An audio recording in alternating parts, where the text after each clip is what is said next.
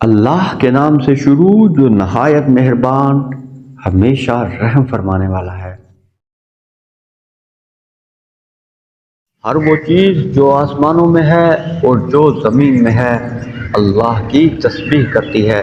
اسی کی ساری بادشاہت ہے اور اسی کے لیے ساری تعریف ہے، اور وہ ہر چیز پر بڑا قادر ہے۔ وہی ہے جس نے تمہیں پیدا کیا، بس تم میں سے کوئی کافر ہو گیا اور تم میں سے کوئی مومن ہو گیا، اور اللہ ان کاموں کو جو تم کرتے ہو خوب دیکھنے والا ہے۔ اسی نے آسمانوں اور زمین کو حکمت و مقصد کے ساتھ پیدا فرمایا اور تمہاری صورتیں بنائیں، پھر تمہاری صورتوں کو خوب تر کیا اور اسی کی طرف لوٹ کر جانا ہے۔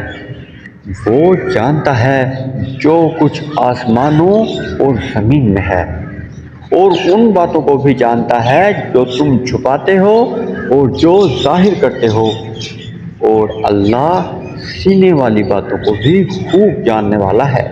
کیا تمہیں ان لوگوں کی خبر نہیں پہنچی جنہوں نے تم سے پہلے کفر کیا تھا، تو انہوں نے دنیا میں اپنے کام کی سزا چکھ لی اور ان کے لیے آخرت میں بھی دردناک عذاب ہے۔ یہ اس لیے کہ ان کے پاس ان کے رسول واضح نشانیاں لے کر آتے تھے، تو وہ کہتے تھے کیا بشر ہمیں ہدایت کریں گے؟ تو وہ کافر ہو گئے اور انہوں نے حق سے روگردانی کی، اور اللہ نے بھی ان کی کچھ پرواہ نہ کی، اور اللہ بے نیاز ہے، لائق حمد و ثنا ہے۔ کافر لوگ یہ خیال کرتے ہیں کہ وہ دوبارہ ہرگز نہ اٹھائے جائیں گے۔ فرما دیجئے کیوں نہیں، میرے رب کی قسم تم ضرور اٹھائے جاؤ گے، پھر تمہیں بتا دیا جائے گا جو کچھ تم نے کیا تھا، اور یہ اللہ پر بہت آسان ہے۔ بس تم اللہ اور اس کے رسول پر اور اس نور پر ایمان لاؤ جسے ہم نے نازل فرمایا ہے، اور اللہ ان کاموں سے خوب آگاہ ہے جو کرتے ہو۔ جس دن وہ تمہیں جمع ہونے کے دن اکٹھا کرے گا، یہ ہار اور نقصان ظاہر ہونے کا دن ہے، اور جو شخص اللہ پر ایمان لاتا ہے اور نیک عمل کرتا ہے تو اللہ اس سے اس کی خطائیں مٹا دے گا اور اسے جنتوں میں داخل فرما دے گا، جن کے نیچے سے نہریں بہہ رہی ہیں، وہ ان میں ہمیشہ رہنے والے ہوں گے۔ یہ بہت بڑی کامیابی ہے۔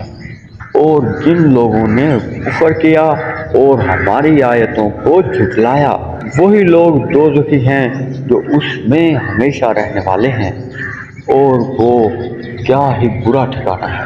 کسی کو کوئی مصیبت نہیں پہنچتی مگر اللہ کے حکم سے، اور جو شخص اللہ پر ایمان لاتا ہے تو وہ اس کے دل کو ہدایت فرما دیتا ہے، اور اللہ ہر چیز کو خوب جاننے والا ہے۔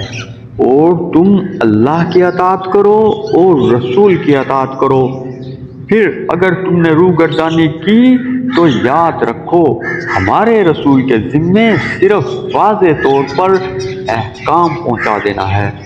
اللہ ہی معبود ہے، اس کے سوا کوئی معبود نہیں، اور اللہ ہی پر ایمان والوں کو بھروسہ رکھنا چاہیے۔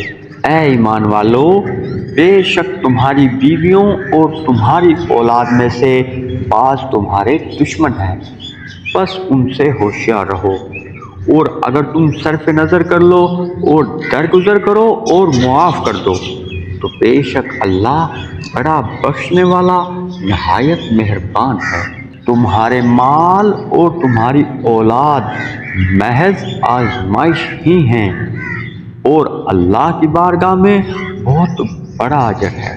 بس تم اللہ سے ڈرتے رہو جس قدر تم سے ہو سکے، اور اس کے احکام سنو اور اطاعت کرو اور اس کی راہ میں خرچ کرو، یہ تمہارے لیے بہتر ہوگا۔ اور جو اپنے نفس کے بخل سے بچا لیا جائے سو وہی لوگ فلاح پانے والے ہیں۔ اگر تم اللہ کو اچھا قرض دو گے تو وہ اسے تمہارے لیے کئی گنا بڑھا دے گا اور تمہیں بخش دے گا۔ اور اللہ بڑا قدر شناس بردبار ہے، ہر نہاں اور عیاں کو جاننے والا ہے، بڑے غلبہ و عزت والا، بڑی حکمت والا ہے۔